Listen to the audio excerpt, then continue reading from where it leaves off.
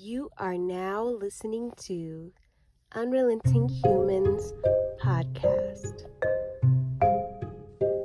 So going back just a little bit, you said you ruptured your ACL 2 times within 1 year. Yeah. What do you feel caused that? And I think this is a really good conversation to have because you're going through recovery right now, right? And definitely. as someone that's going through recovery right now, that's not something you want to hear. And it wasn't something that I wanted to hear. And this is a big reason why I do have the platform that I have with the ACL Club, is because I want people to know that recovery isn't linear and your recovery is going to be different than mine, but there are things within your recovery that you can control, and time is one of them. There is no award, at least I haven't found an award, for a person that gets back from ACL injury the quickest, right? Yeah. It doesn't matter. It doesn't matter how quick you get back from it. And I think as an elite level athlete, there's almost a badge of honor that at times you feel like you wear if you get back quicker than somebody else. Yeah. I want people to throw that out the window because it doesn't do anything for our mental game. As far as if we set that goal of being back in 6 months and 8 months, well, if we don't meet that goal, we feel like we failed.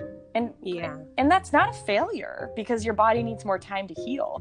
You actually can't change the physiological healing process within your body very much. Yes, you can get adequate rest. You can have proper nutrition. You can fuel your body with really good food. Extra protein and vitamins. But besides that, there's not anything that you can do to make it happen faster and heal your ACL into your bone any faster. And there's so much research now that actually says after 9 months, your graft continues still to get stronger and stronger, and the rate of re-tear from 9 months to 12 months goes down, and then 12 months and beyond, it's really low. So I was in college and I had just finished up a under 20 women's World Cup. So I was coming off a really emotional time in my life. We were the best team by far at this World Cup. And unfortunately, due to some tactics that the Chinese team played against us in that semifinal, they were really playing to go into penalty kicks and really messing with our minds by tackling us and faking injuries and really stopping the play so we couldn't get a fluid rhythm. Yeah. And we lost that game. And then we lost the following game in the third place game. And I was emotionally exhausted and devastated from that. And I really never gave myself time to heal from that. Mm-hmm. And because I didn't do that, because I thought I'm the captain of my college team, my team needs me because I've had this experience, I have to get back. Because I didn't heal, I was running on fumes, really. And my body was telling me and reminding me, okay, you don't feel like yourself, like you should rest. And I was pushing it aside and saying, I'm stronger than that, right? And my first injury, I think, had to do with accumulation of all of that. And after that injury, I had the mindset, which is an awesome mindset. And I think everybody has to have this when they're going through something difficult, is you're going to get back from it, right? And you're going to be better when you're back from it.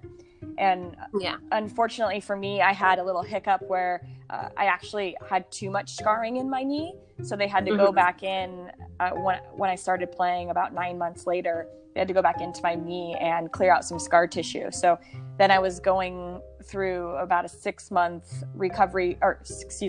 week recovery process from that to get back from that scope. And so then I'm about at the 11-month mark, right? And I had just had surgery on my knee. I'm starting to play back into training a little bit more, and which means trainings are more high intensity. I'm tackling, it's more physical. And I remember getting into a tackle, and it's a little scary at first as a soccer player, and you're going to have those moments too, right? Where you do something that's a little scary, but pushing through that fear is very, it is rewarding, especially when you know you're ready to do it. And I was ready. I felt ready. And that tackle, I just had some swelling in my knee, which is okay, right? Because there was a little bit of jarring from the tackle, but everything was all right. And a couple days later, I was getting ready to train, and my knee still the swelling hadn't come out. And I was just told by an athletic trainer that I could train on my knee even though it was swollen, as long as it didn't hurt. And that's just not the right advice. And so one of my big things is like, trust your gut. When I heard that, my gut told me, no, Jordan, like your knee is swollen. Something's not right. It needs some time to breathe. Right. And because I had that pressure on myself that I was saying, reminding myself, you're a captain, they need you, it's training, you have to step up. Yeah. It pushed me to train, and I retore my ACL in that training. Oh my God. Yeah. So I think the lessons I learned, and the reason that I feel like sharing that story is so important, is because it reminds people that, one, you have to trust what you know about yourself, and you have to be able to say, you have to be able to say no, even if other people are telling you the other direction, that it's okay. Or even if you are trying to convince yourself of something, well, why are you trying to convince yourself of it? If it's okay, it should just be okay, right? Right. Please check out Show Your Scars, where Jordan interviews me about my ACL injury. And don't forget to subscribe to Unrelenting Humans on Apple Podcasts, Spotify, Google Podcasts, or wherever you listen to podcasts for the full interview.